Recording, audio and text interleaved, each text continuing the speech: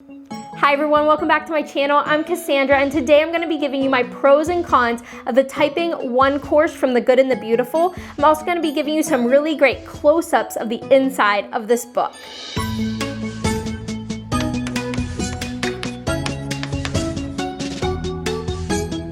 My pro number 1 is it is not a subscription-based program. You are not needing to sign in or register. You don't even have to have access to the internet. You're simply using this book along with whatever PC or Mac that you already have in your house. And this program is recommended for kids between the ages of 7 and 9. So for my child, he is 7 years old and in 2nd grade. So he's definitely on the younger side for using this book, but he really is interested in computers.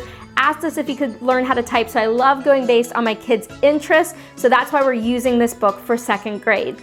For my pro number 2, it is not a game-based program. I know there's a lot of families out there that really don't want their kids playing video games yet, or sometimes when a kid does use an application that is game-based, they can sort of drift off and lose a little bit of a focus. So for this, it's simply using this book along with whatever word processor you already have on your computer.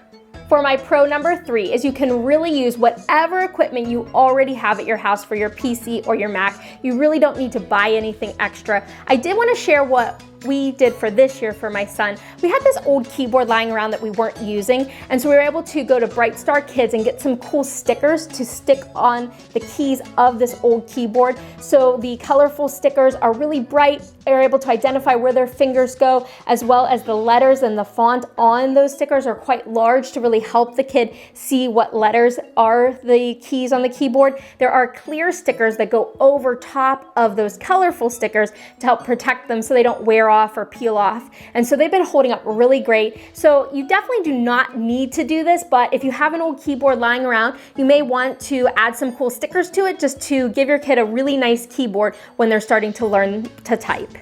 For pro number 4, the lessons are very short and simple. Inside the book, there are 80 lessons in the Typing 1 book.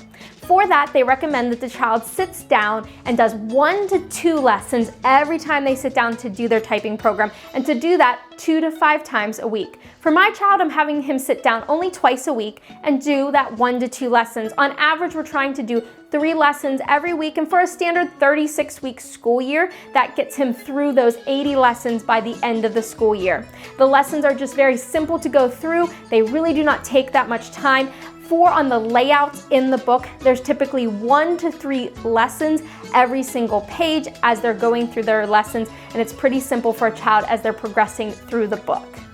For pro number 5, the book is very beautiful and peaceful to look at. The pictures inside of it, the nature scenes, there's even stickers within the book that you're using on those lesson sheets when they're finishing a full page that they're able to stick that sticker on. The stickers are with birds and nature, butterflies, very peaceful scenes to look at. And so I would just say, as the parent, as the student going through, it's a very relaxing, beautiful book to look through.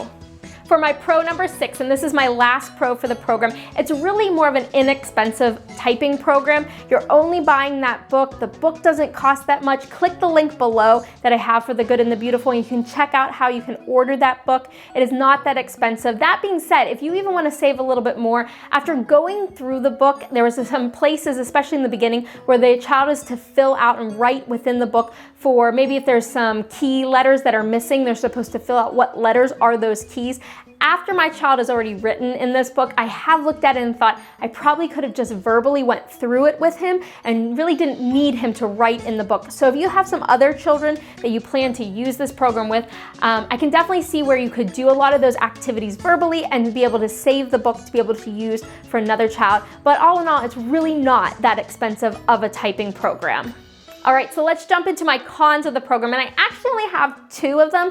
My first one is that the very first part of the book, up until about the midway point of this Typing 1 book, there's a lot of more nonsense letters the child is writing because they're really just learning where their fingers go on the keyboard and where those letters are. So when they're typing, they're not really typing real words. So for on the child side of it, my son doesn't seem that excited when he has a lesson that he's just typing a bunch of letters. He definitely gets a little bit more excited whenever there's a word mixed into it. And then as the parent, when I am trying to check his work, I'm going through the word processor and I'm checking to make sure that he typed the correct letter. It's not that easy going through that. It's not like a program that's able to notify him instantly when he types a letter wrong. So I'm trying to check to make sure he typed it correctly. And I could definitely see when we get later in the book, when he is just writing a full sentence or a paragraph, I'll be able to easily tell if a word is spelled correctly or if it's spelled incorrectly and if it was typed with the correct spacings. But going through more of this nonsense letters, it is a little tricky.